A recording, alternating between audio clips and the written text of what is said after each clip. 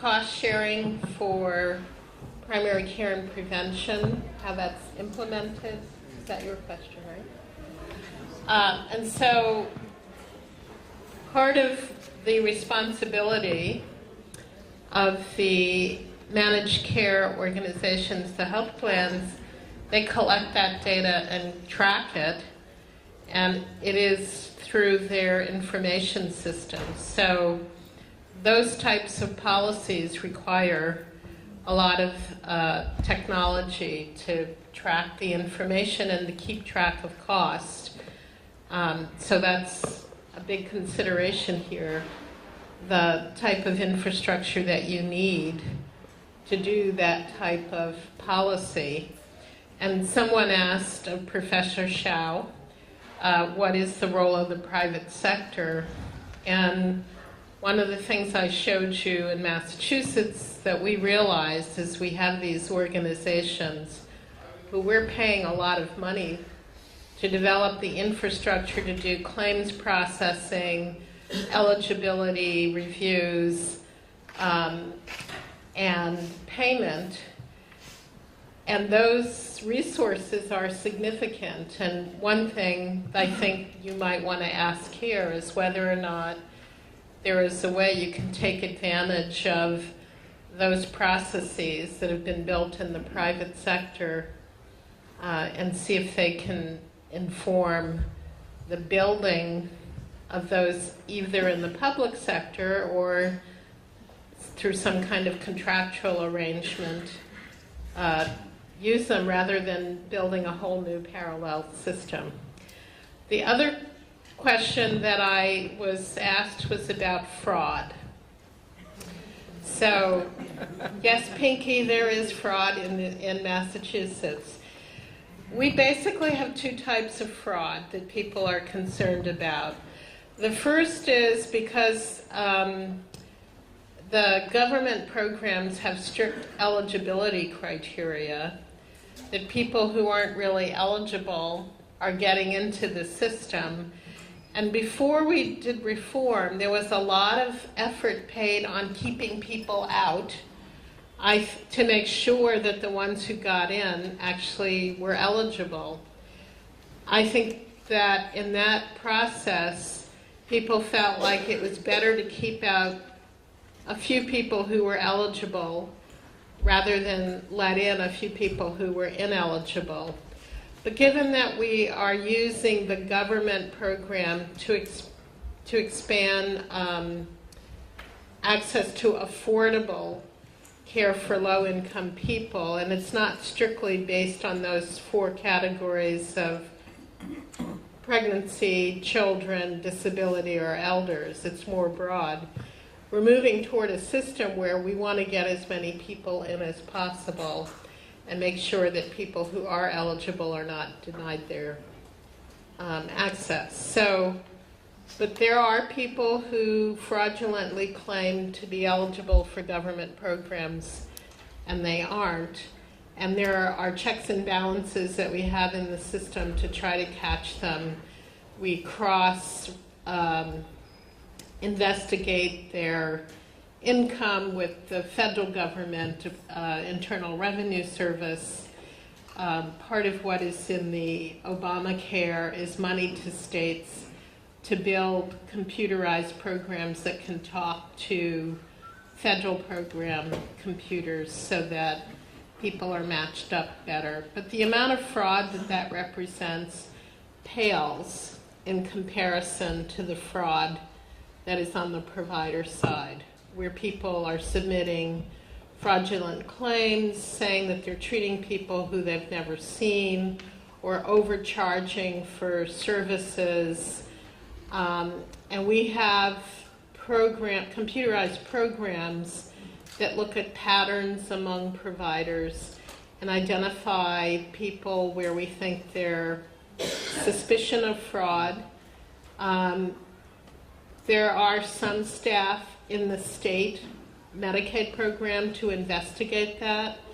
If that staff can't make a determination, we actually have a fraud unit at the level of the Attorney General, who is the chief law enforcement agency in Massachusetts. And so we have a partnership with that agency to refer to the Medicaid fraud unit. And it's there where we actually identify hundreds of millions of dollars worth of fraud. And she prosecutes providers when appropriate, or tries to recover the money. So there is a system. We do have fraud. It is something that we have to continue to work on. Thank you very much. Remember, I just promised people who were interested, Diane, that there will be another round of questions, and then the next presenter. Yeah, Dr. Sam Lashe, who else? Just want to identify two. Yeah, so the two, then we move on.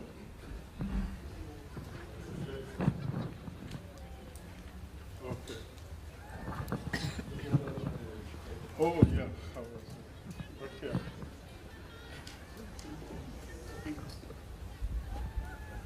Thank you, Chair. My question is related to two aspects. One, being the component of the expenditure on the NHS system that is related purely to administration costs. What component of that cost is actually administration costs? And the second one is the issue of public and private partnerships. There is a reference to it on a number of areas where they are dealing with specific challenges. But what have they done to really deal with the issue of mistrust between public and private sector, which is, I think, is still a problem in South Africa? Whether that on its own has got its own challenges. If there are none, how did they deal with that? The third one is the impact of legislation. In South Africa, transformation is driven by legislation. There's very little room for goodwill in South Africa. Whether that has been used in America or in Massachusetts specifically to deal with some transformation issues around the NHS. Because in South Africa, there's not a single transformation program that's not driven by law, starting from compulsory community health service, which you all know. We know how we managed to drop the prices of pharmaceutical supplies. Law was required. So even in this instance, we think that legislation may be required, whether that had to be done in Massachusetts to be able to deal with some of the areas. Thank you. Just take the questions and then respond yourself. Okay, thank you, Chair. Questions to Dr. Jody.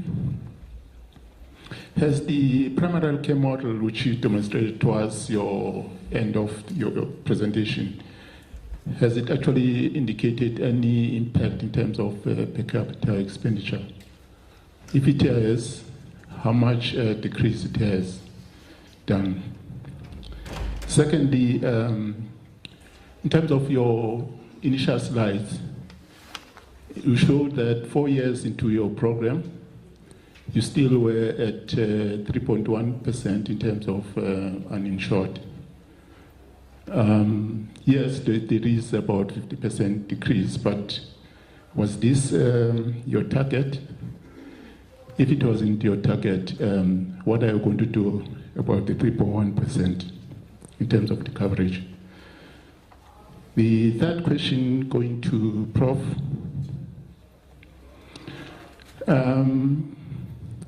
Two industries which are actually beginning to impact on the medical inflation or costs in terms of health services, that is the health technology and the pharmaceutical industry.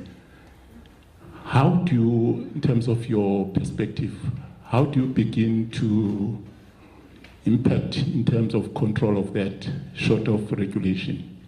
Thank you.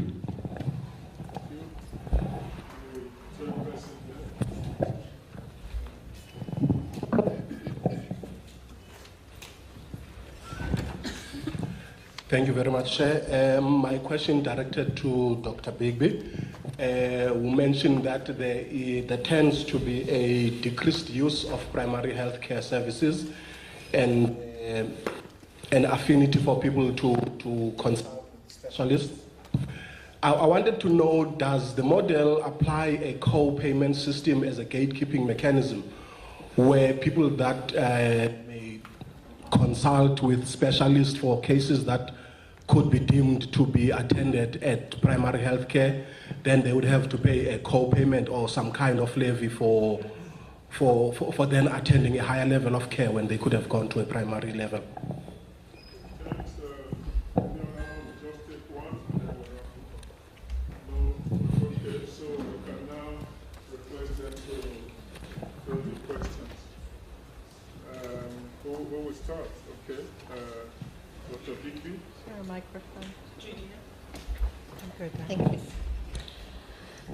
So I want to repeat the questions. The administrative cost of our programs in Massachusetts on the government side was extremely low. In fact, I think it's underfunded.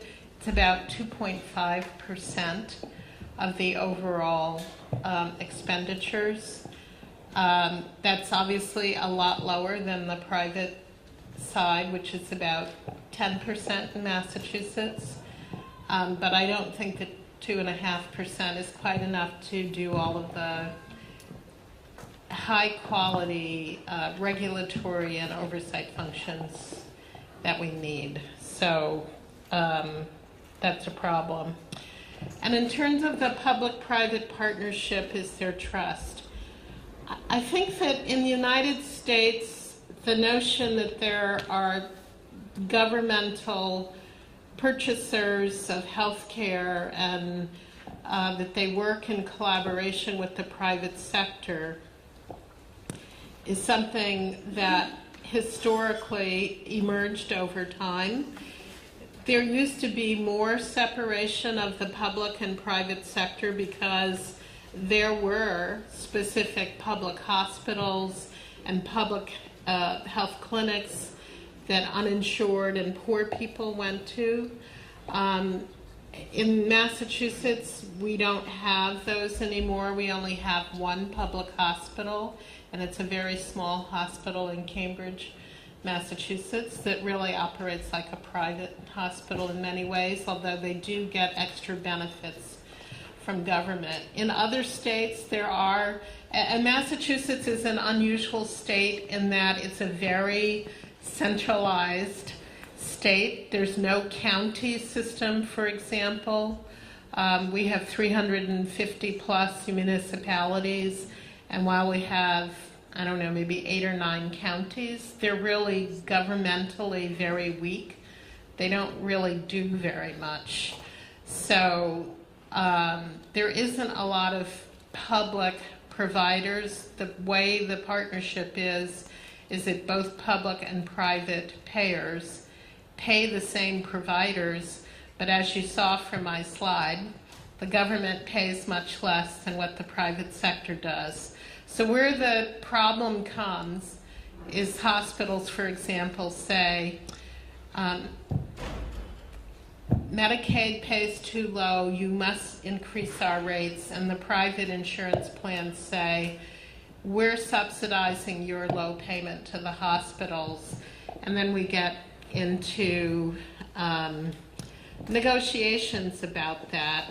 As I said, I think maybe government pays a little bit too little, but I think that part of the reason our healthcare costs have grown so much for over time is because the private sector pays too much without justifying what those costs are. So it's an ongoing conversation, but people are respectful and try to work together. Legislation has been a very important part of the history of reform in Massachusetts. Almost everything that we're allowed to do requires legislation. It's similar to what whoever had that question stated about South Africa. And we have seen some savings in the primary care model. It comes primarily from people decreasing utilization of more expensive services and using primary care instead. So instead of going to the hospital emergency department on the casualty floor, they go to their primary care doctor, or primary care doctors doing a better job of keeping people out of the hospital if they don't really need to be there. And then in terms of, do people have to pay for going to a specialist when they don't really need to? Some health plans do have a strategy where they tell people, if you want to go to an expensive provider, you have to pay a higher deductible to do that, and it's going to cost you more money.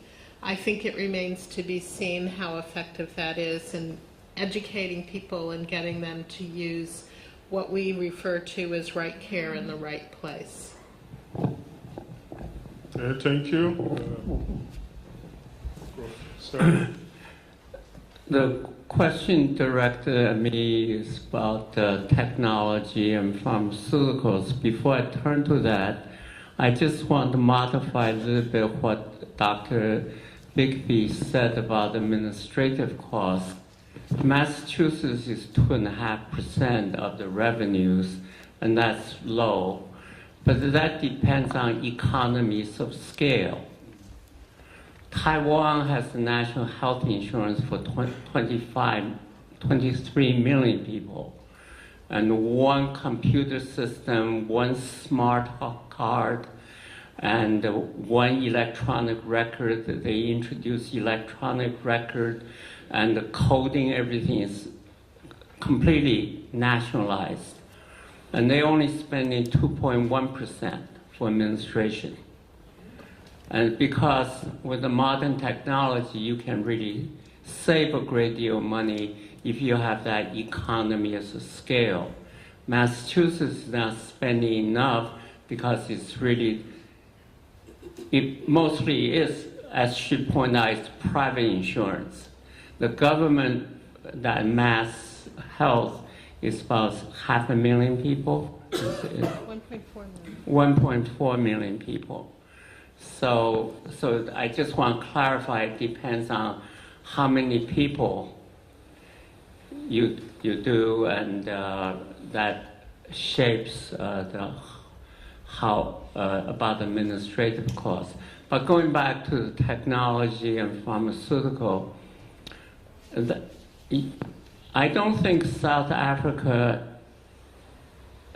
faced such a big challenge yet, because your primary care, you are going to be build on the community health workers and also GPs.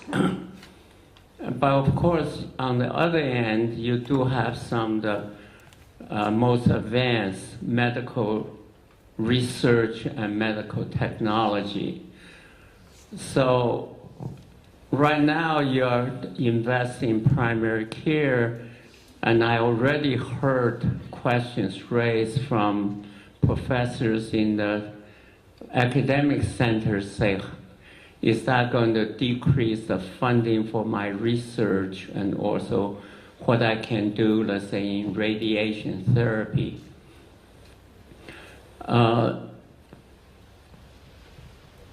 I would say 5 years into national health insurance, if not 3 years, you're going to be confronted with this issue, because healthcare cost expenditure, as Judy is pointing out, we economists have studied that issue.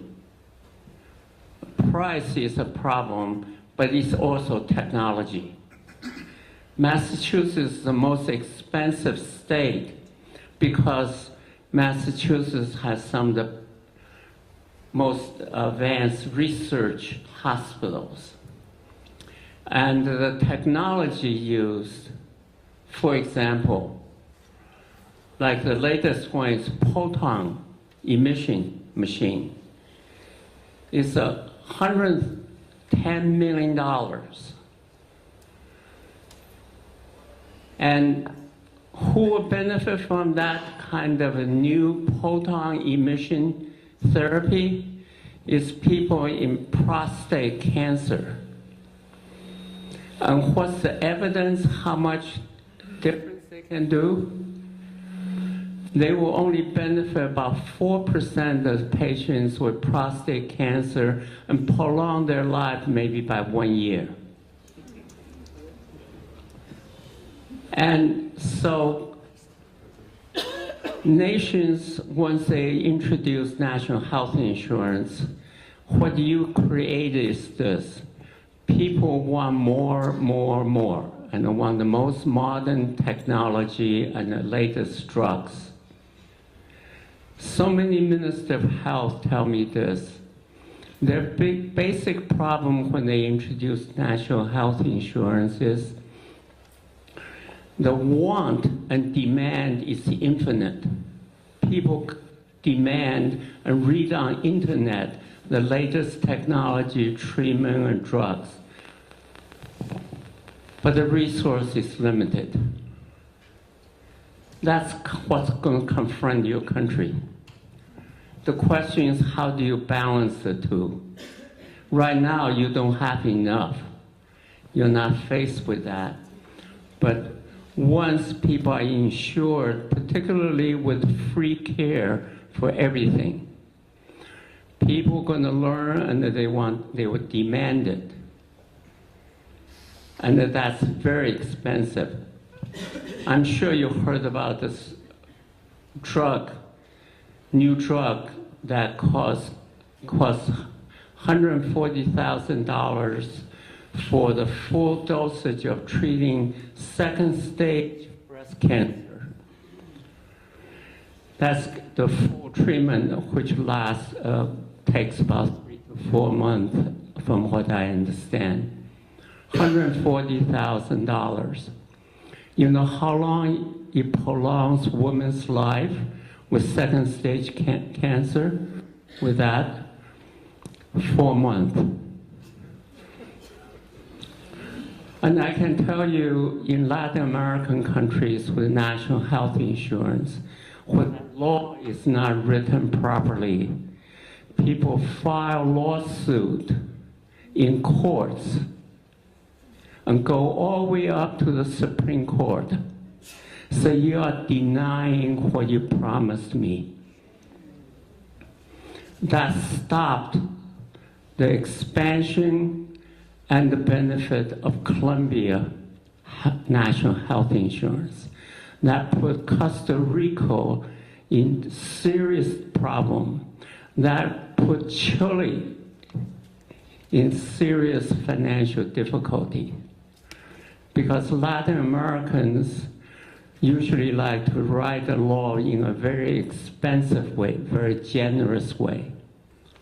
And then and I can tell you also who would encourage the patients to file lawsuits. Pharmaceutical companies. When the national health insurance say we won't pay for that, they encourage the patient, they educate the patient. This is good for you. You file a lawsuit, we actually help you. So there are a lot of lessons you can learn around the world. And then right now, of course, you are not drafting legislation yet. But I would urge you to really be very careful what you promise the people. At a later date, you may not be able to afford it. That's one. But then I tell you how countries, most advanced countries, trying to control what we call the diffusion of new medical technology. And that's established and already mentioned this morning by a speaker. It's called NICE. That's National Institute of Clinical Evaluation. Great Britain established it. And so it's Germany established a similar one. And nations around the world are all trying to actually to do that. And you have the capability to do that even now. Thanks. Thank you, Professor Xiao. You know, once a teacher is always a teacher. When you were filling the question, I thought you were making another keynote presentation.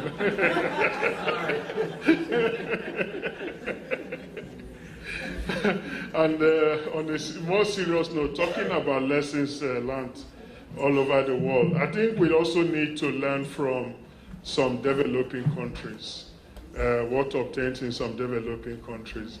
I was just sharing this with Dr. Zamlashe during lunch, and he mentioned the case of Thailand and Ghana.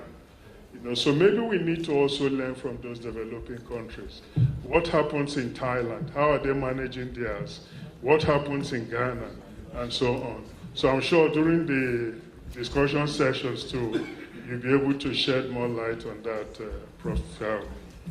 So let's now move on to the next presenter, who will be presenting on the role of South African partners in the OutSEP program, Ms. Mary Tisio.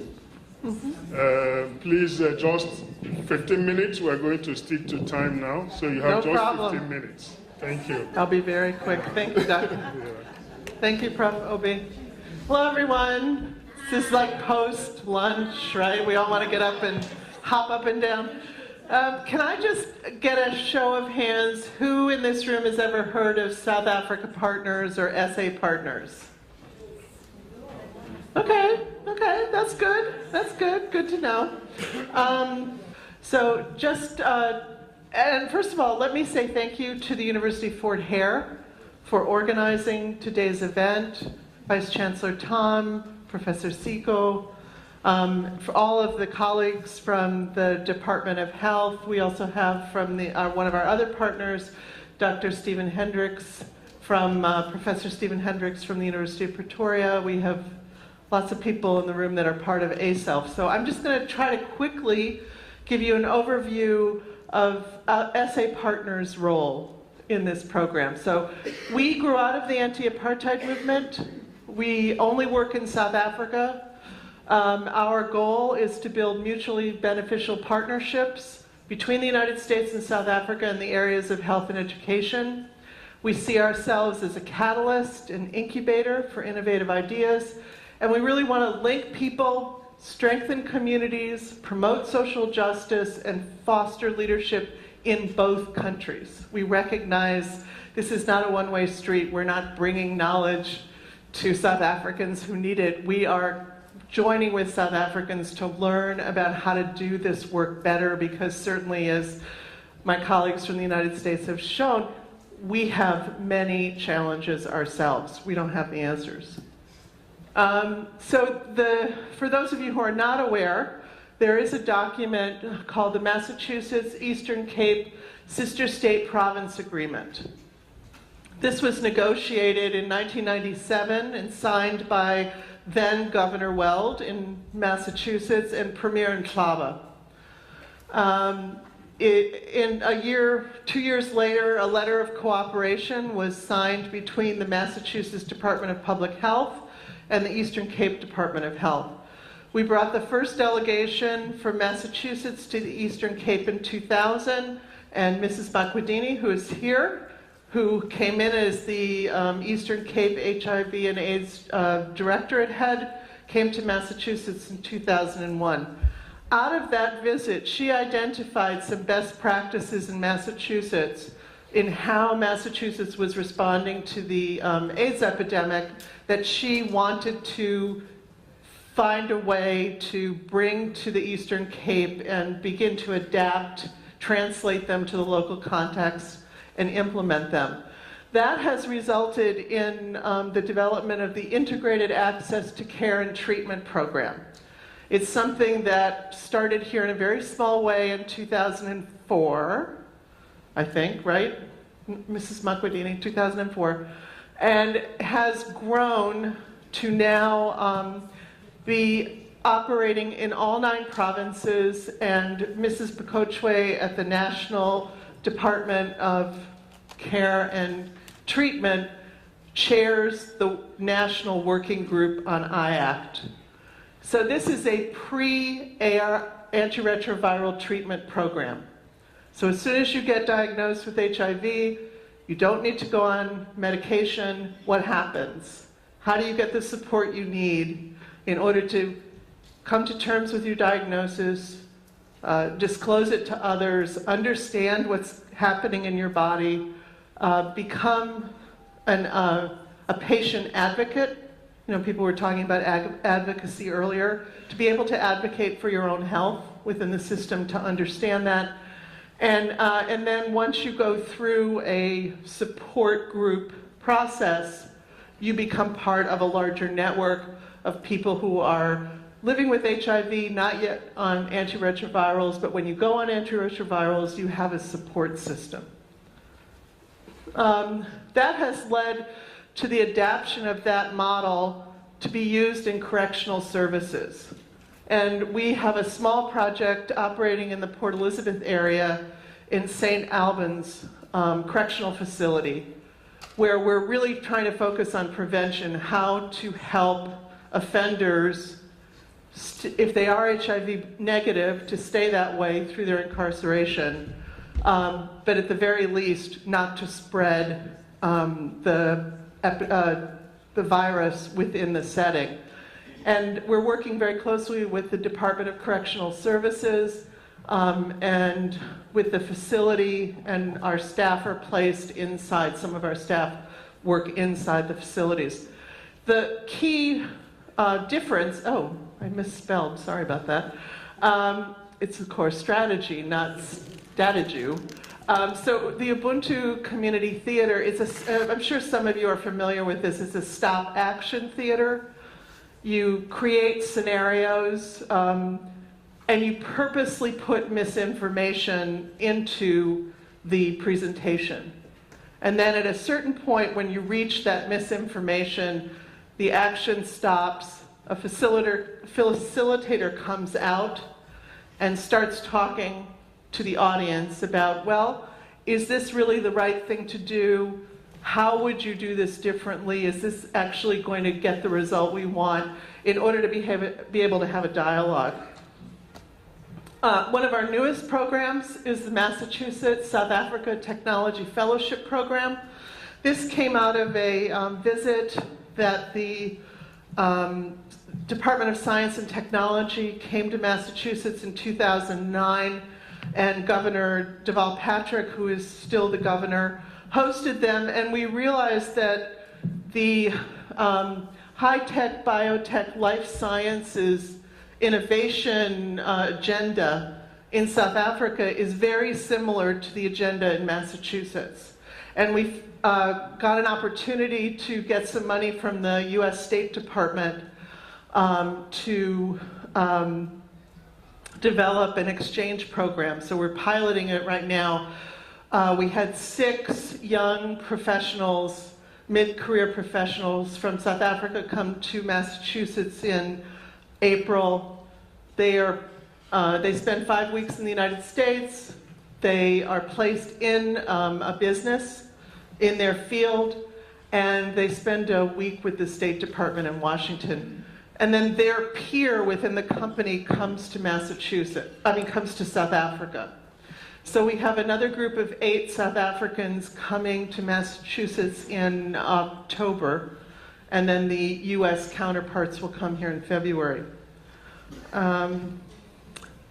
This is our newest program. One of the things about South Africa Partners is we really want to be working with local partners, not doing the work ourselves. So with the help of some local leaders, we have helped to start the Masibumbani Development Organization, which is now our sister organization. They're located here in East London. In terms of the IACT program, April 1st, about 40 of our staff people went from SA Partners to Masibumbani, and Masibumbani is now the local service provider for the IACT program. And so we're going to, our first joint venture with Masibumbani is to look at this challenge of how do you raise the educational content that very young children are receiving in daycare centers within informal settlements. So we've just started that process. Some centers were identified by the Department of Social Development We just conducted a needs assessment last week. We'll have the data in about 3 or 4 weeks. And we are partnering with Wheelock College, which is a local institution in Boston with a really great expertise in early childhood development, and the University of Fort Hare Department of Education. So we also get called on to do things from time to time, help develop a course, help link a U.S. group with like the Boys and Girls Clubs. They're just doing a fact-finding trip to see if maybe it's a model that might be of interest in South Africa. There was a delegation of legislators from KwaZulu-Natal that came to the United States. We arranged their Massachusetts visit. We held our first Mandela Day in Boston on July 18th, and we hope to have that be an annual event now. In October, retired Justice Albie Sachs will be in Boston, and we're going to hold a seminar comparing the U.S. and South African constitutions. So that brings us to the Albertina Sisulu Executive Leadership Program in Health, which is a partnership of the National Department of Health. You're going to hear more about this later from my colleagues from the institutions, but from the academic institutions, but Department of Health, University of Pretoria, University of Fort Hare, the Harvard School of Public Health, South Africa Partners. We received generous funding and really tremendous support from USAID, Atlantic Philanthropies, and Elma Philanthropies. I just want to acknowledge that our USAID representative is here, just participating in the program. Our role within the partnership is to manage funding and reporting, to provide admin assistance to partner-wide activities. Like, for example, today, we arranged for the recording of the session.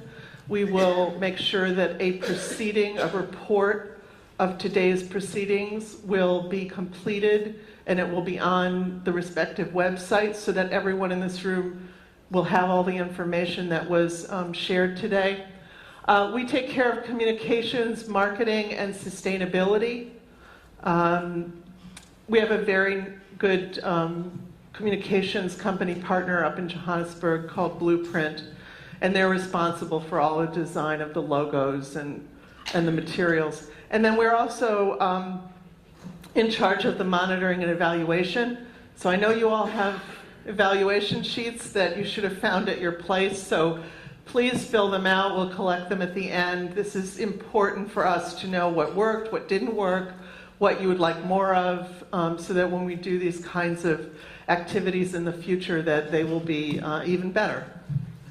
And so I think we started in '98, so over these last 15 or so years, one of the things that we've discovered is a role that an organization like SA Partners can play to support the work that all of you do and others in the United States do, and where you think you might actually have an important opportunity for mutual learning.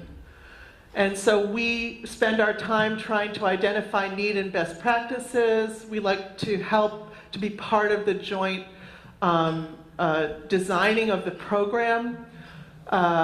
We want always to be thinking about how to adapt and transfer. We want it to be local. We don't want to create a situation where you're always going to need someone from the United States coming here. I think ASOF is a wonderful example of that. This program is based at 2 local universities, and that's where it's going to reside. We help secure the resources, manage implementation. Our focus is on sustainability always. How can we ensure that this investment of time, money, people's heart and souls is not an exercise that ends after 4 years when the grant is gone. And then we want to document, report, and evaluate the process so that the next partnership that we work on will actually be better than the last one we did. So I think that's it. Yeah. Thank you. Thanks very much. Thanks. You were really spot on. Yeah, just you presented within 15 minutes. And I've just been informed that you will be leaving soon. Is that true? I have to have a meeting at 3:30, but not far from here. I'll just dump out. Okay, because I wanted us to take the questions now, but No. if you still be coming back, then we can defer that. Okay. Our program manager for SA Partners, so she can answer the questions as well. We'll defer that. Thank you very much. So, in the interest of time, let us now move on to the presentation of Professor Siku, Head School of Health Sciences, and the ALSEP Program Manager at the University of Fort Hare. Pinky, please be very brief.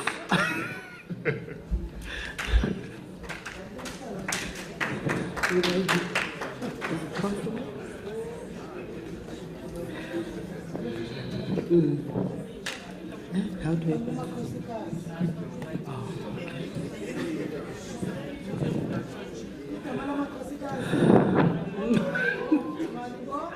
Malibo.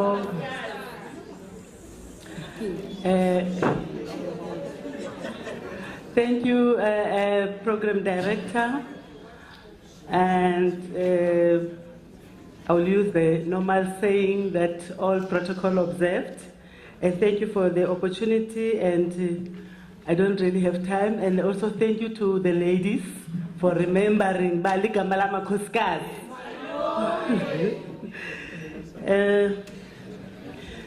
Mine is just short.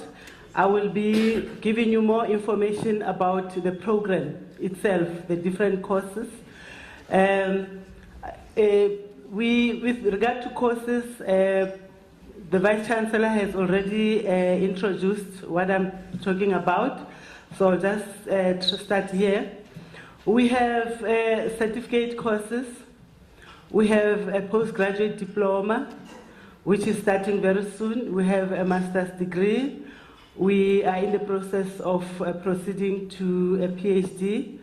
And we do all this following the internal approval of universities and also looking at the quality control structures of the country, Department of Higher Education and CHE.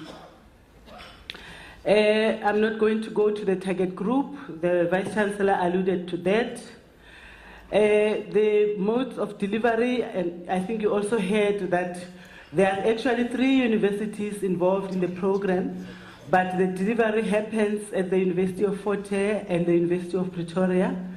The courses, the certificate courses, they take a semester. A semester in our country, it's 6 months if we are running a certificate course. The postgraduate diploma will take 2 years, and the master's degree will take 2 years. And then the delivery mode is mixed in the sense that we give facilitate sessions, we use e-learning, we use video conferences, and some of you have attended seminars which we conducted through video conferences. We use the various seminars and policy roundtables. The teaching staff, we have from the 3 universities, obviously, and the Harvard is actually playing a role of capacity building to us, both universities, and later on, for sustainability reasons, the idea is that University of Fort Hare and UP should take over and teach the courses on their own and sharing. Certificate courses that we already have that are developed, the health systems transformation policy, we facilitated it. The executive leadership, we already had fellows that have been part. The organizational strategy is due in September. The financial management is also in September. We've been about 8 of us, or 7 I think, from Fort Hare and the UP. We attended the Global Human Resource for Health course in Harvard, and we are in the process of turning that course into our own course that we are going to give to our executives. The certificate course on the health systems transformation, just a bit of detail. It's got these modules, and you can see that the total credits are about 64, and the modules are 8, weighing 8 of each, 8 credits. And all the modules have a work-based research project, which carries about 24 modules, credits. The executive leadership, also the same. It also has this work-based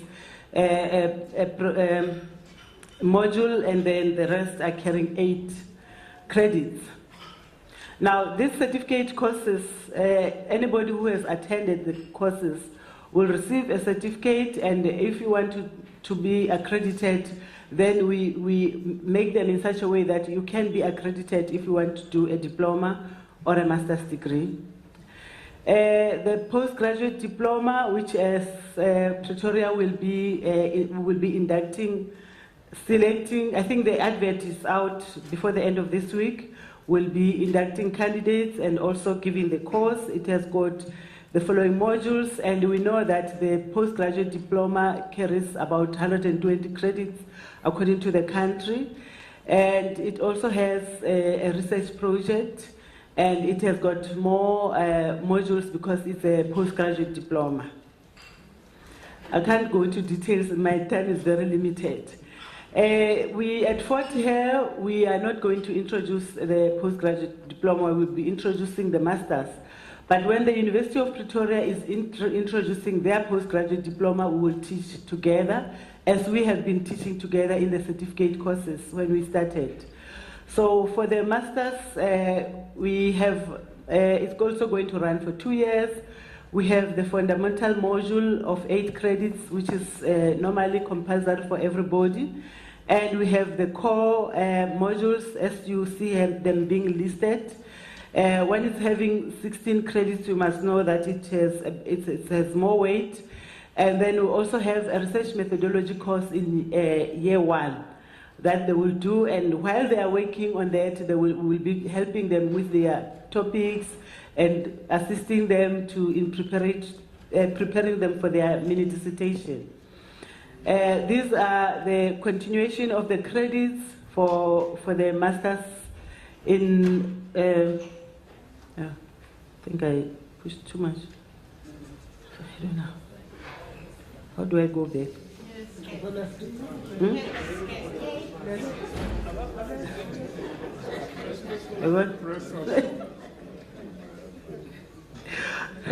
Go back.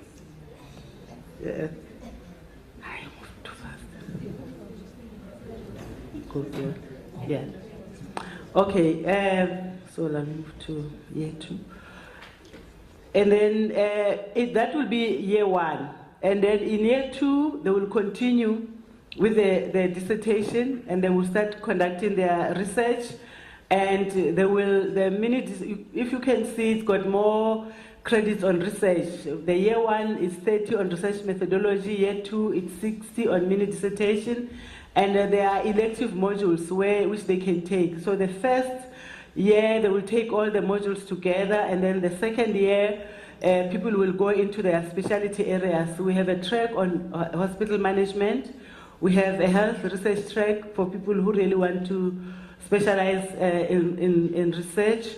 And we also have an occupational or environmental health track which they can choose the module that they do. But the total credits for this course is about 202.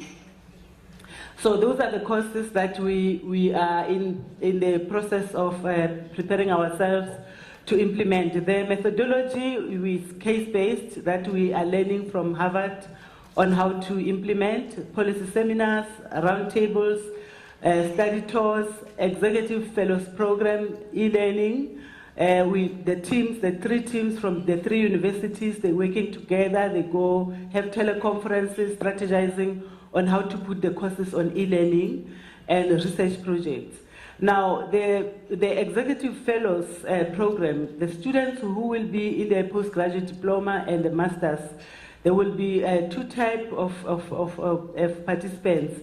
The other participant group will be called Executive Fellows, and those will be coming from the side of the Department of Health as our partner. And then the people who will be registering for a plain postgraduate diploma will register, and plain masters will register, but there will be people who will be regarded as Executive Fellows. And then we emphasize experiential learning, because we realized that the weakness that we have experienced with all the programs that we have had in executive leadership in the country, people that have done and nothing has changed within management of facilities, was that the experiential learning was not emphasized. So we emphasize it, and we encourage them to come to the course with a problem, a challenge, which while they are in the course, we assist, and as they are learning, they use the knowledge that they gain here to address those challenges. And we're also working on trying to, based on the request of the participant, the previous group that we had, linking them to mentors, so that as you have learned and you are trying to implement, there should be somebody on site in the clinical environment assisting you or supporting you. So teaching and learning will be assessed because it's formal, there are university programs. We will do a formative assessment, continuous as you are doing the course. And finally, we will expect you to have a portfolio, and we'll expect you to write examination for the programs. The credits, as I indicated, if you have gained credits because the programs are credit worthy and they are within the university and we are working on them, we are preparing that you should be credited when you move to the next level, instead of you repeating the same course. Although we know that according to the requirements of the country, if you did 50% or 100% of the modules, you cannot be credited to the 100, at least 50 can be credited. Monitoring and evaluation, as Mary has indicated, you have questionnaires on your table because SA Partners is responsible.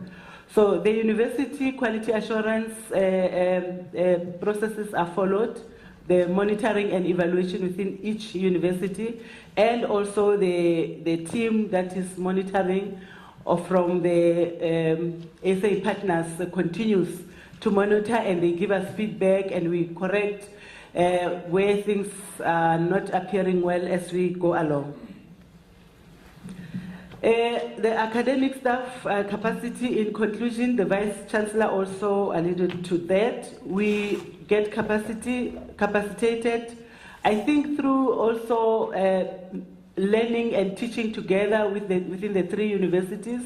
And there's also an effort of us going to Harvard. We go to Harvard, and we are very strict about that. If a person has gone, when you come back, the course that you learned at Harvard, you come and develop it here in South Africa so that we can have a course. So we don't send one person, we send people as pairs, maybe even if it's one from UP and UFH, and then when they come back, they firstly present a seminar, and then afterwards they change that into a proper course that we can use at our universities.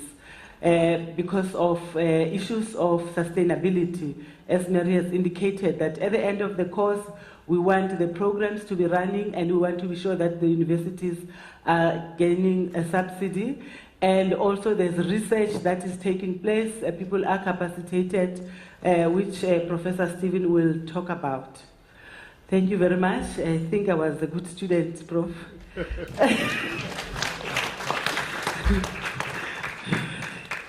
Thank you, Prof. At least I can tell that you are a good lecturer. I wouldn't be able to make any pronouncements on whether you were a good student. But I know a good lecturer would have made the mark as a good student. Thank you for the presentation.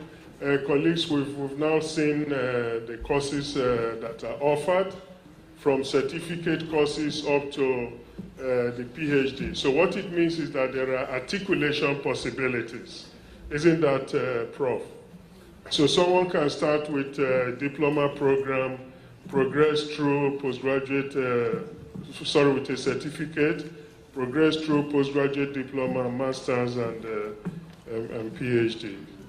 Of course, the methodology that she has really mentioned are sound case-based, led by Harvard University, policy seminars, roundtable discussions, e-learning, and research projects. I think one of the things that must be emphasized is research, because that is what is usually lacking in some of these programs. And I'm happy that the units accorded to research projects are high, about 60 units during the second year. So there are several researchable topics, so that will be one of the trump cards of the program.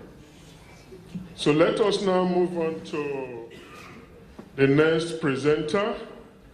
The next presenter is Professor Stephen Hendricks, OutServe Program Director at the University of Pretoria. Professor Hendricks, I'm sure you will also endeavor to stick to the allotted time of 15 minutes. Thank you. Thank you, sir.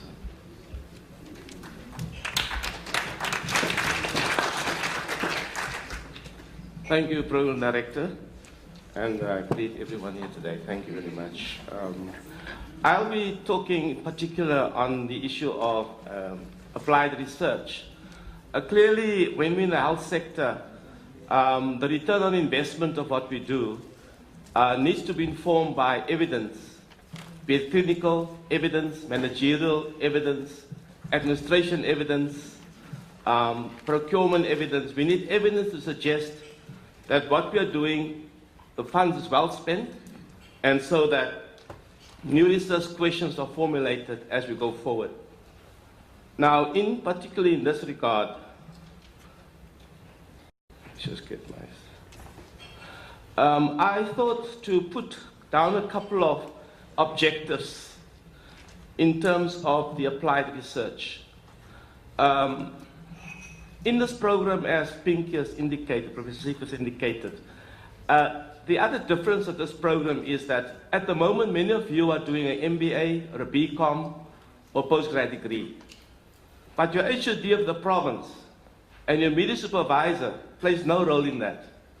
You apply for study leave, you attend, you pay for it yourself. Whether you progress or not, that's your own issue. And this program is different.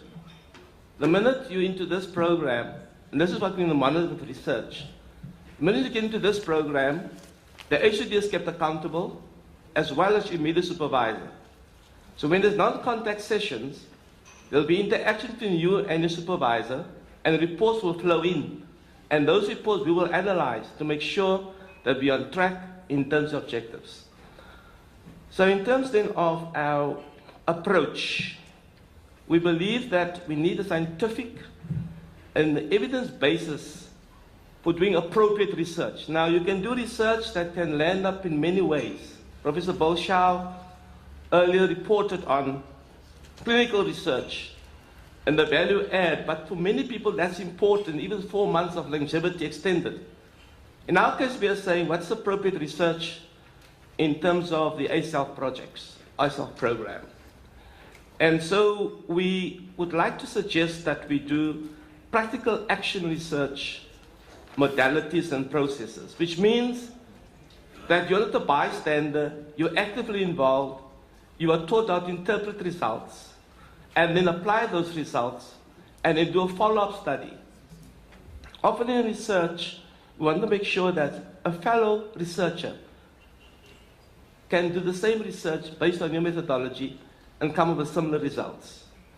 And so we reinforce actually a process of learning even through the research process.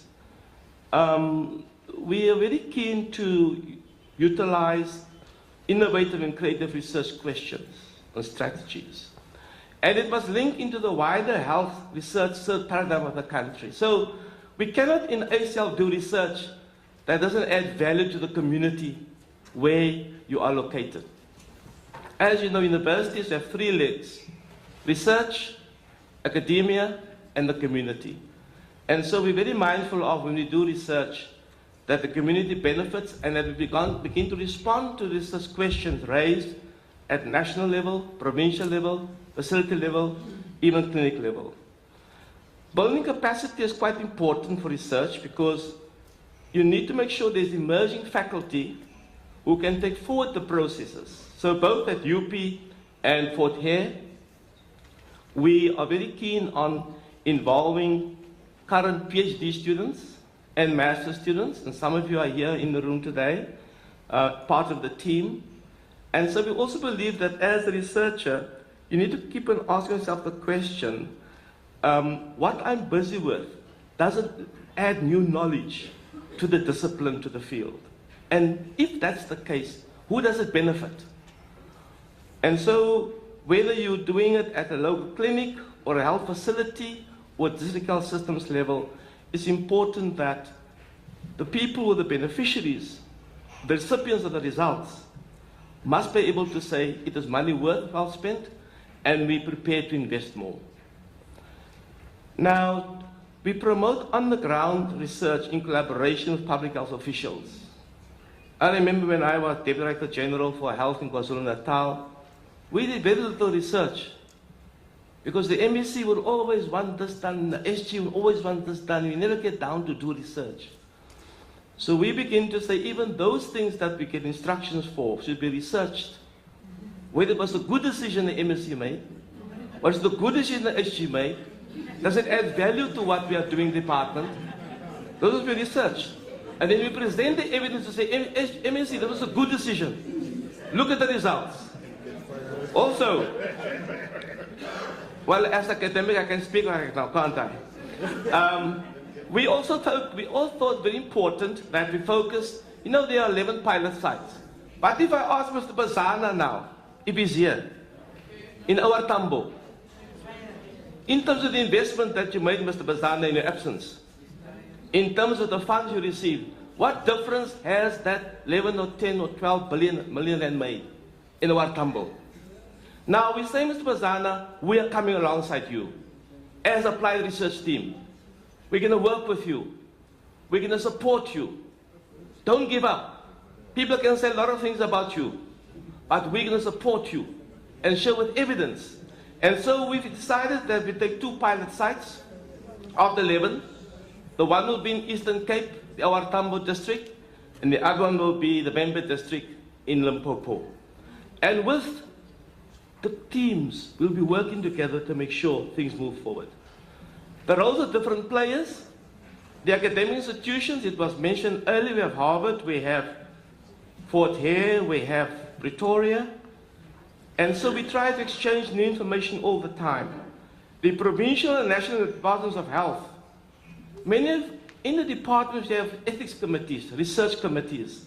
Clearly would like to come alongside those structures too in the department, especially in the Eastern Cape and Limpopo. And even National Treasury. National Treasury has a team of researchers, and we should draw on them in terms of some of our research that we do.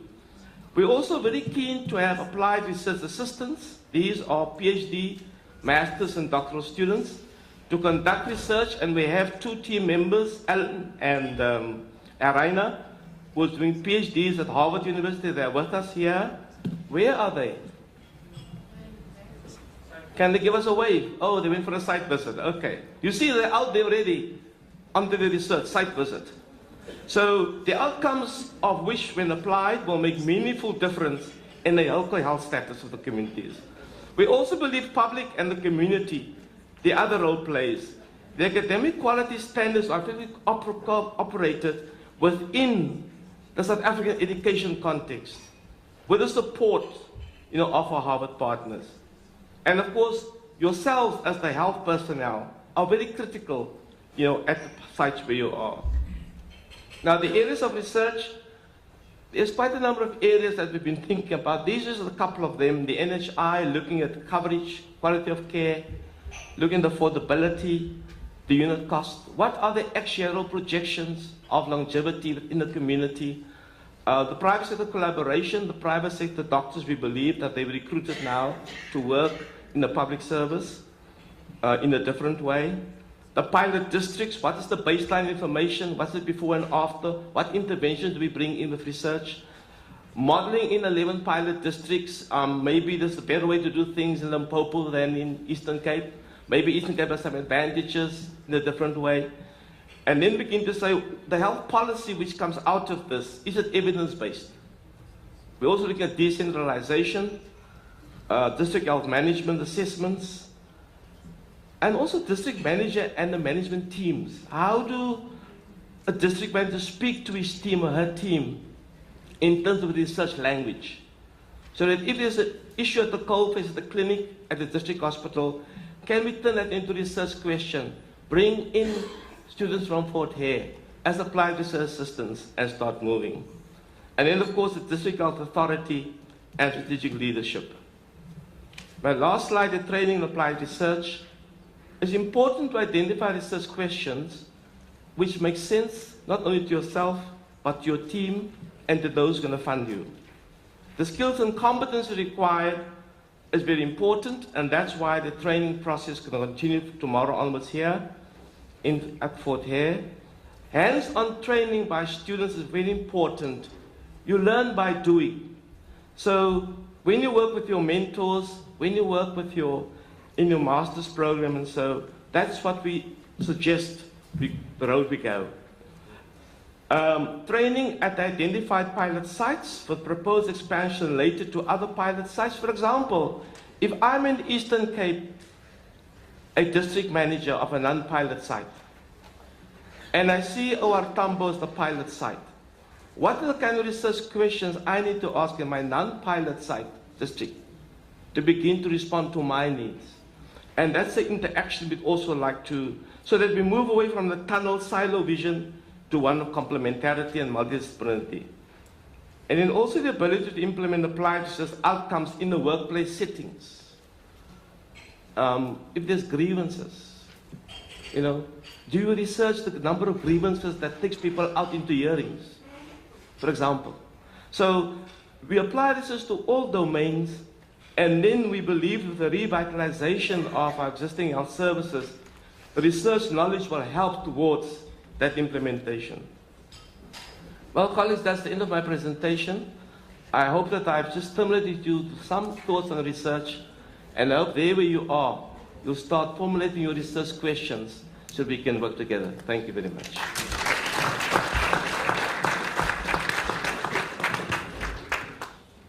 That, again, colleagues, takes us to the next presenter, the Dean of the Faculty of Science and Agriculture, Professor Fahad Agassi, will talk to us about the benefits of the ASEF program to the Faculty of Science and Agriculture. Professor Agassi. Thank you very much. Thank you. Good afternoon. It's wonderful to talking with you. All protocols observed. At the faculty, it's my pleasure really now to give a bigger picture of education and where our faculty actually stands, because this faculty has got 16 departments. Health sciences is one that is in East London, and we want to see how this project really fits with everything else that we do, and generally nationally. What sort of issues are involved as far as higher education is concerned. It's meant to redress past inequalities, and we are always conscious of this very fundamental issue. We see that Council of Higher Education also defines the role of education facilities to provide quality education, to do away with the inequalities of the past. And really, education is the core, is the very fundamental issue that can change all of these. And we want to see how our activities really bring these together. A green paper was last year came and really showed that 2.6 million South Africans between the ages of 18 and 24 are unemployed and not in any form of education or training. That is really our task as a university to see how we can attend to those.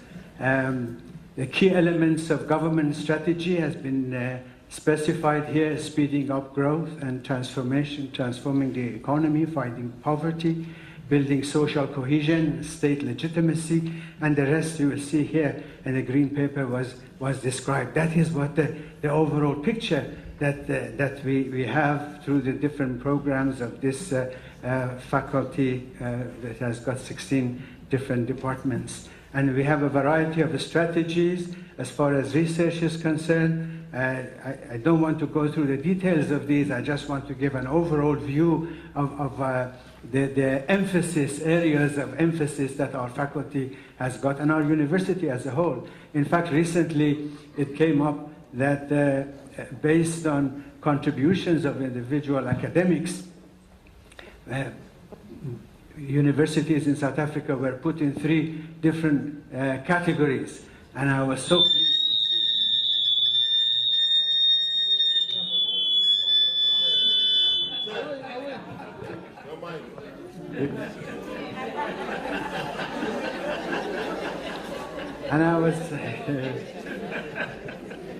And I was so pleased to see that the University of Fort Hare was among the top group. There was A and B and C among the top 6 research universities in South Africa based on output per capita of academic.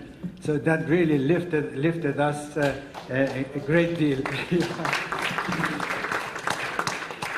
There are a variety of things that we have done, and that has assisted a great deal, and this particular program adds to what we have been involved. I want to go through these rather fast so that we list the variety of projects that we have at our faculty to see exactly how teaching and learning, research and community engagement reinforce each other, and also ensure that the postgraduate research activities that we have identify real problems of society.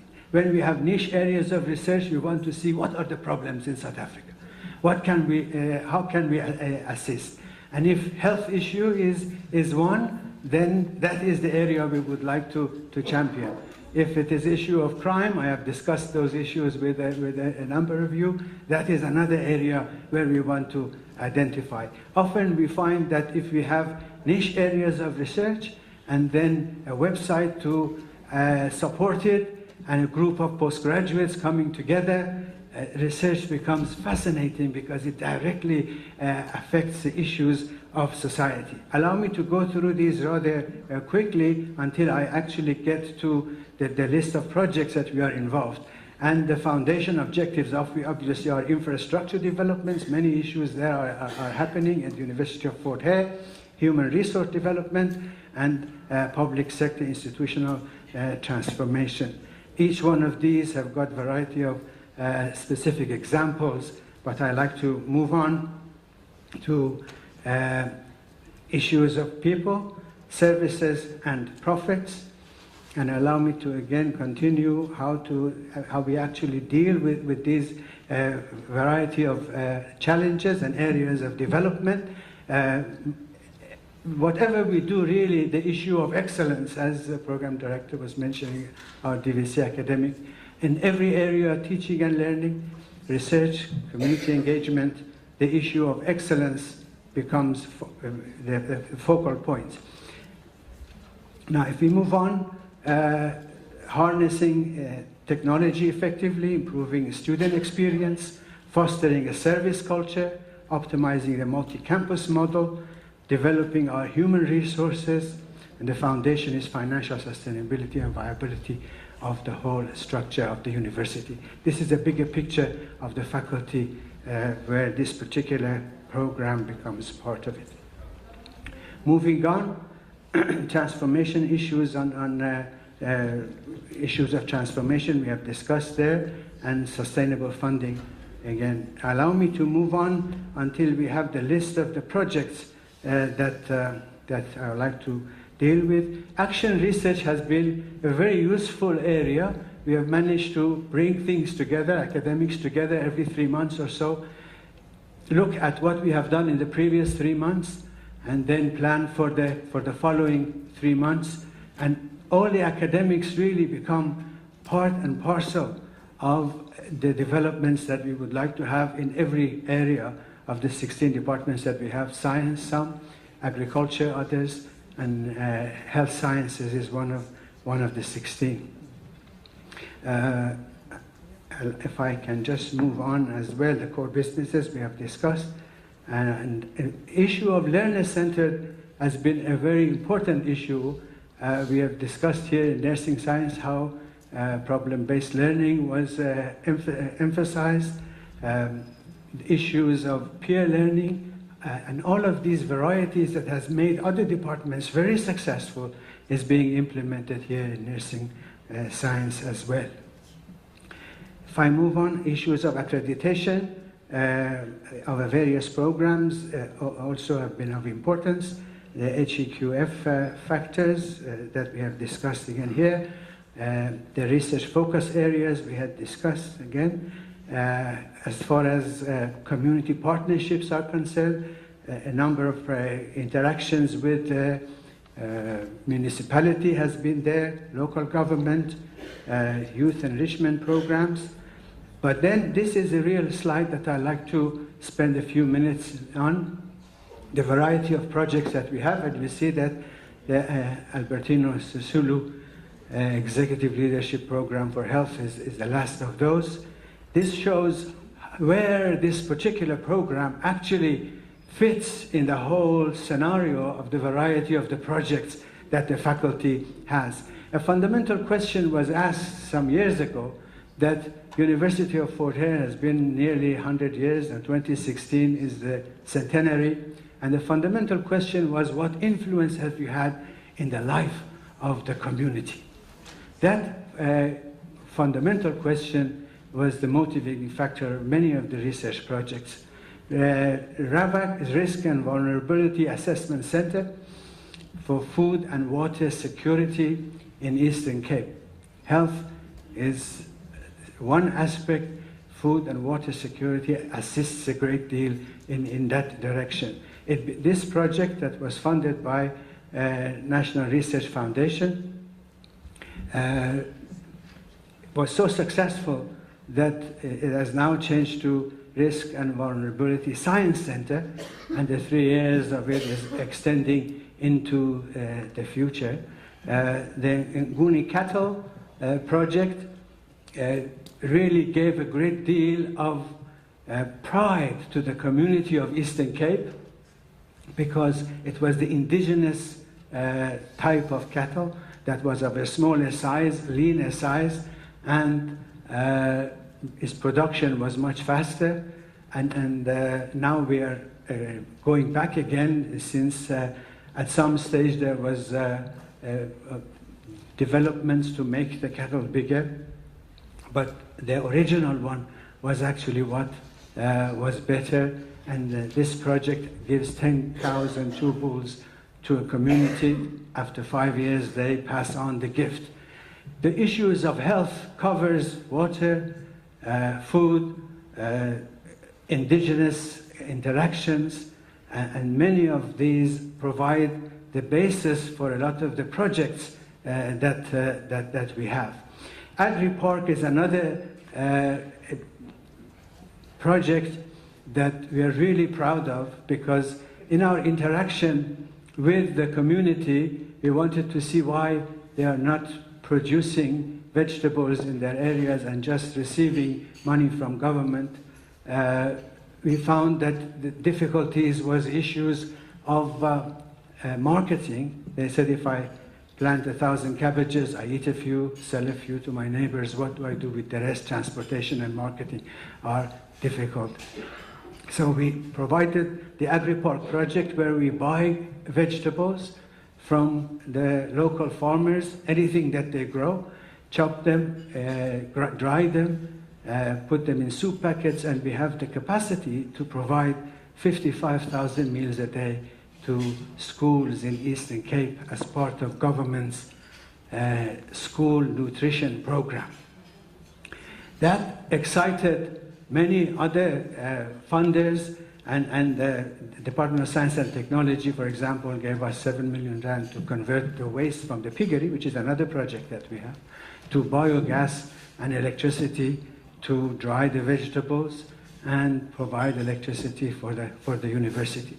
You see that each project that we have brings them all together so that our teaching and learning, research, community engagement form a complete whole, so that they reinforce each other.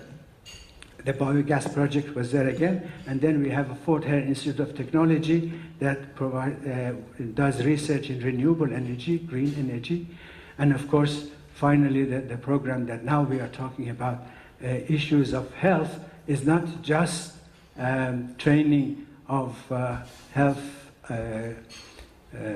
administrators, but looking at the whole picture of what are the needs of South Africa.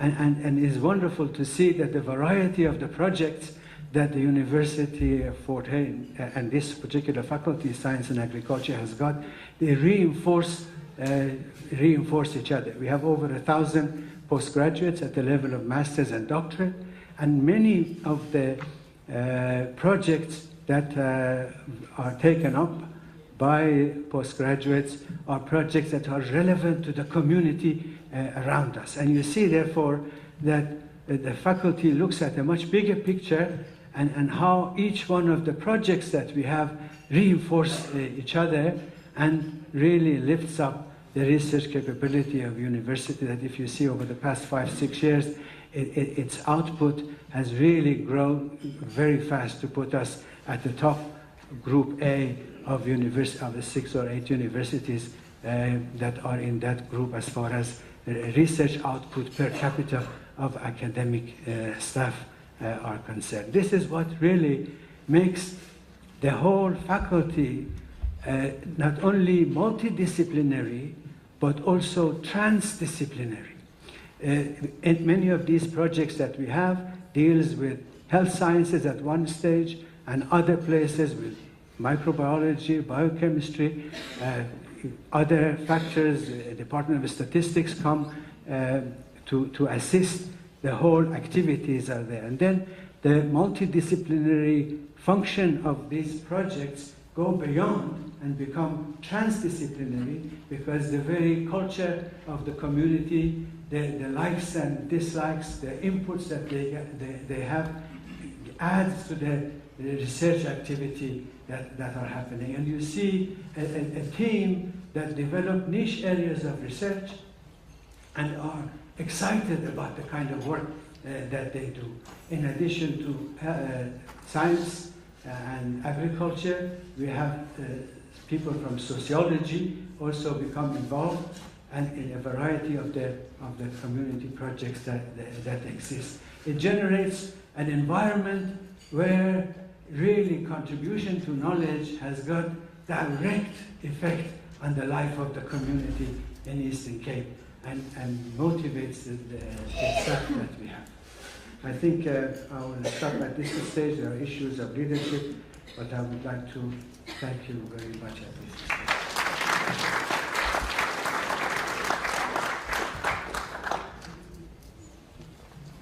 Thank you, Prof. Agassi. Thanks for really highlighting our research prowess. Colleagues, it may be of interest to note that the University of Fort Hare has come of age. It's one of the 2 universities thus far to break into the A category of universities in the country. And for your information, in terms of research output per academic staff, I think the leading university, as we were informed, is Stellenbosch, followed by UCT, UP, Wits, Rhodes, and then the University of Fort Hare comes in at a par with the University of the Western Cape. So I think it's something that we are proud of, and we want to brag a bit. We want to brag because even this year, during the graduation ceremonies, the University of Fort Hare produced 47 doctoral graduates.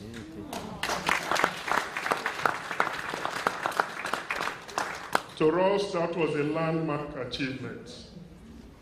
It shows that as a historically disadvantaged university, we are really making inroads into the academic landscape of the country. And of course, we also have the Saki Research Chairs. Saki Research Chairs are very competitive.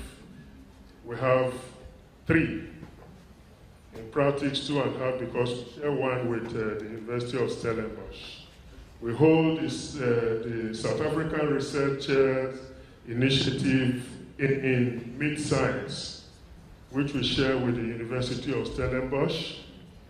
We also hold the chair of social change and the chair of primate diversity. We have recently applied to the NRF to be recognized as a center of excellence in food security and water research. And we hope our applications will be successful. So it means that for those of us who are here and who are aspiring to undertake this leadership program, you are rest assured that we have highly competent and skilled staff to help you navigate any research problem. So on that note, I really want to, we're now coming towards the end of this seminar. It would have been tea and refreshment time, but remember we just came back from lunch, so most of us are still very active and not yawning. So we'll just defer tea and refreshments for a while we constitute the panel that will discuss some of the issues raised, and then questions could be asked. That panel will be chaired by our Vice Chancellor, Dr. Vuyo Tom, and the members are, and please, as I call you, you will just come and take your seats. The name tags are displayed, so you just take your seats against your name. We have Professor Hendricks, Professor Agassi,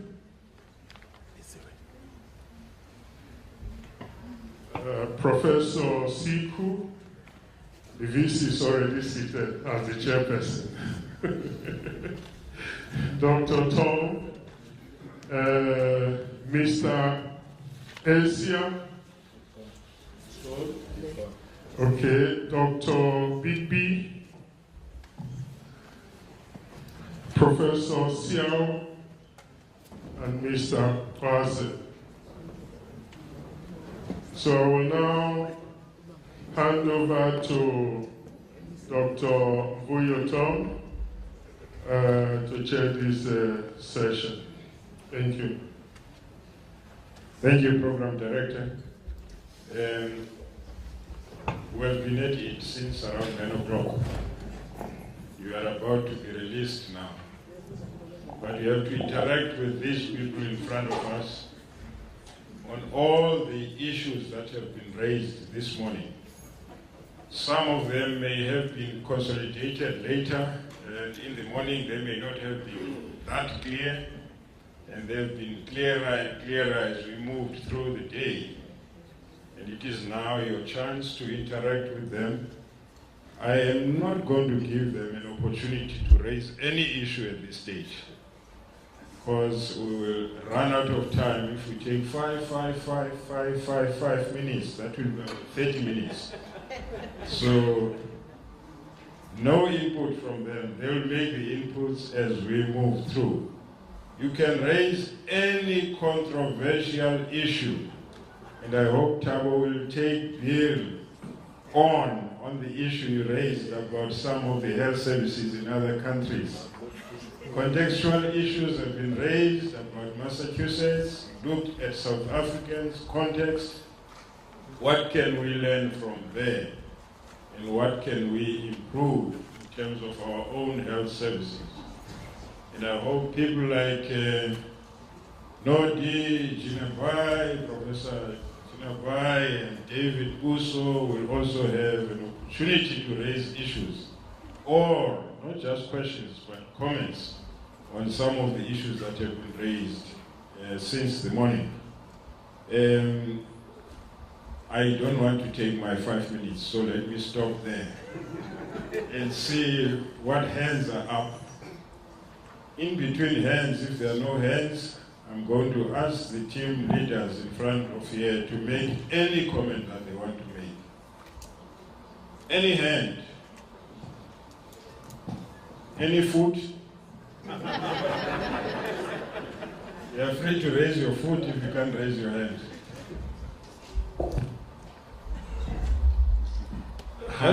Just your name and your comment or question. Okay, I'm Gio Perez, I'm from Mtata. I am often a little bit puzzled by the disconnect I see between people's educational qualifications and the actual service delivery that emanates from people with masters and doctorates, and the service delivery does not seem to be improved by improving people's qualification. I hope it's an incorrect assumption, but yeah, it's an observation. Okay, there will be some responses. Anybody? Directed to all of you, no specific person.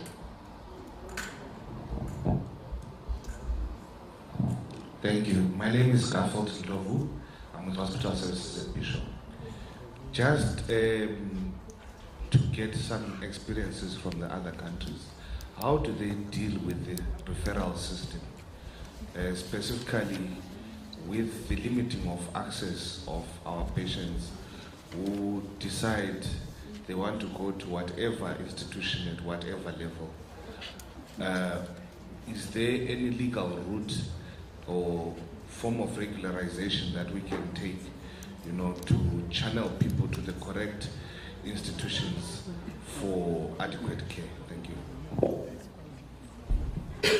Question on the referral system. What is best practice or good practice? Still aspiring for the best. My name is David Uso. Mine is directed to Prof. Shaw. It is a follow-up to this morning's question, and it's a pity you preempted. I really was not convinced to the response to the question about what is it that Cuba is doing that makes it happen with the little resources that it has. Your response was, and you even actually alluded to Rwanda, that it's about authoritarianism and actually advising us not to take that road. The bottom line is they've got the best outcomes, and Cuba is doing very well. And Rwanda in the continent has got one of the best health sector reforms, and the health outcomes are quite good. Logically, therefore, I would think then that maybe we should, if authoritarianism is their weapon, that's the route we should go.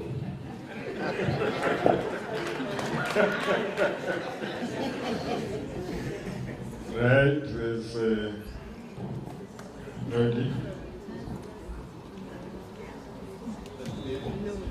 Thank you, Chair. My question is about priority setting. The NHI is not just a health sector reform, health system reform, but it's a major social re-engineering initiative in the sense that the NHI is going to impact on the financial system of the country because of the medical aid, the way in which financing and funding flows from the private, from the public, from the community, and through government sources.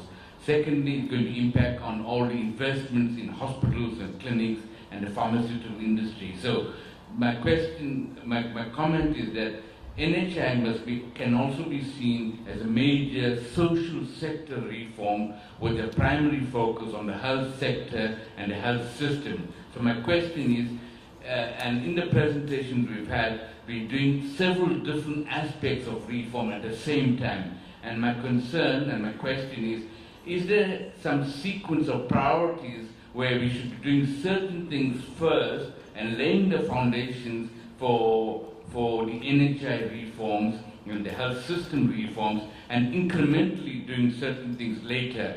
For example, one of the bad examples we had in this country, or awkward examples, was the introduction of community service for doctors and other health professionals, and the unintended consequence of that was we began to lose skilled professionals to outside this country. So the question really is there a sequence of priority setting whereby we should be doing certain things in the NHI process, and down the line a few other things later whereby we're able to get the entire system changed, not only health system but also social system restructuring flowing smoothly and successfully? Thank you.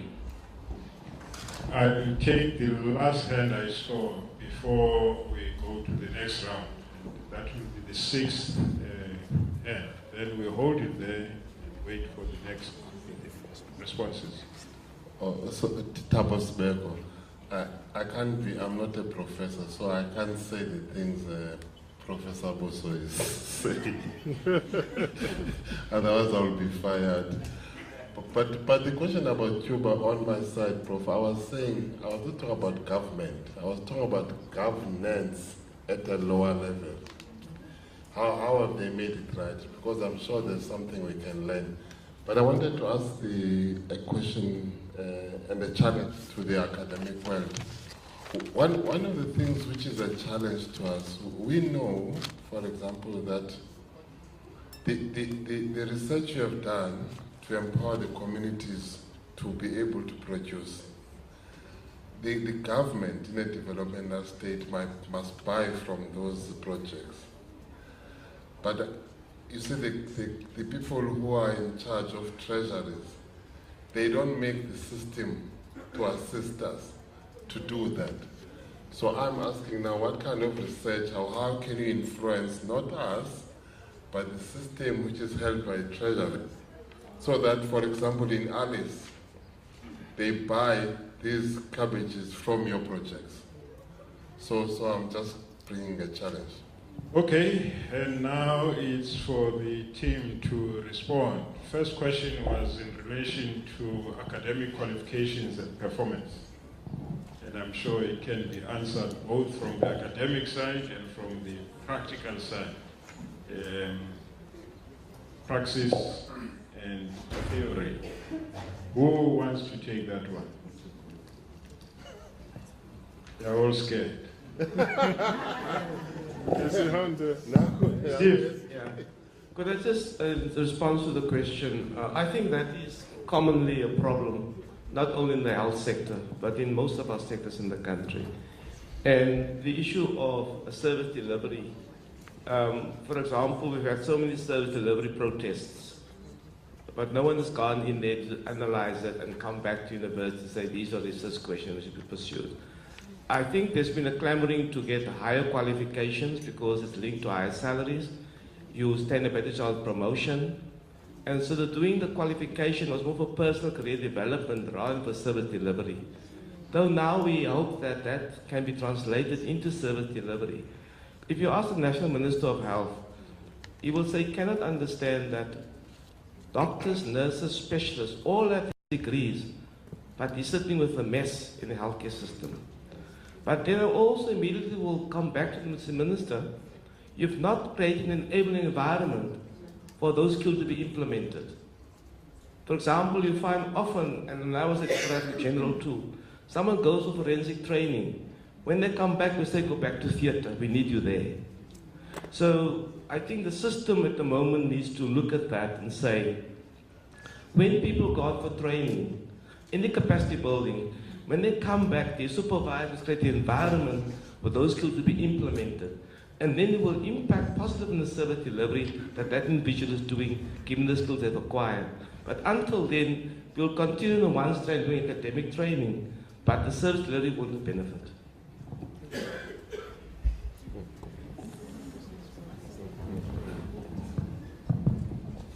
I just want to add on the response by Professor Hendricks. Maybe the reason why Dr. Perez is having that observation is because people are not developing themselves in the areas where they have already strengths to improve on what they are currently doing. But some of them are improving themselves to move away from the areas where they are. So there's no link between what they are currently doing in terms of the higher qualifications and what they are currently doing at work. Secondly, there are those that are improving themselves on the areas where they are. But the problem is within the system in terms of monitoring whether this person, as he or she develops himself or herself, she's adding value to the area where that person is. So there is also that element of the monitoring within the system now, of whether the money that we invest in terms of developing people is enhancing the service delivery in a particular area. So there's also that gap. But I think we need to find a mechanism where the development of people can really add value into the system. I'm just thinking of the current city, the community health workers. Whether you take your CTWs, when we talked about CTWs, we initiated that program. The intention was for those people to become the best cadres in the public sector. That was the initial objective. But we have tended to let them remain where they are without developing them as career civil servants. And that was the intention. Same applies to the community health workers. We were supposed to be having a clear plan for community health workers. They started just ordinary community health workers, but they must end up elsewhere. And already some, but very few, have actually developed themselves into something else. Some are enrolled nurses, and so on and so on. But they are very few, and it's not a planned process. It's just a voluntary process of one or two. So I think we can correct that observation. There's an element of truth, and just need to develop some mechanisms to correct it.